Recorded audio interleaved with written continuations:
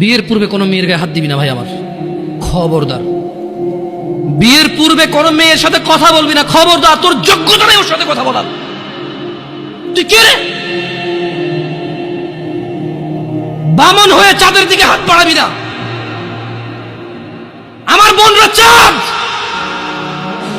ওয়াল্লাহি যেদিন ইসলামী শাসন আসবে, যেদিন ইমাম মেহেদী আসবে, যেদিন ঈসা আলাইহিস সালাম আবার আসবে, ওনার বন্ধের উপর যারা হাত দেবে উনি হাত কেটে ফেলবে। তুই বামন হয়ে চাঁদের দিকে হাত বাড়াইস না। আমার বোনরা চাঁদ।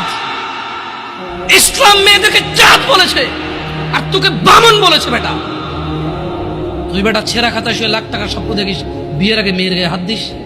তোর সাহস কত? তোর সাহস কত? তুই জানিস না মুহাম্মদ সাল্লাল্লাহু আলাইহি সাল্লাম বলছে নেক স্ত্রী দুনিয়াতে যা আছে ওর চেয়ে বেশি উত্তম। তুই কি করে ওর গায়ে হাত দিস বিয়ের আগে? তোর সেই যোগ্যতা আছে বল? তোকে আল্লাহ জাহান্নামে ফেলবে, তোকে আল্লাহ জ্বলন্ত আগুনে নিক্ষিপ্ত করবে, তোর শরীর পচবে, তোর শরীরের গন্ধে জাহান্নামীরা থাকতে পারবে না। তোকে আল্লাহ এত নিকৃষ্ট শাস্তি দেবে। কেন? কারণ তুই এত বড় জঘন্য কাজে লিপ্ত হয়েছিস।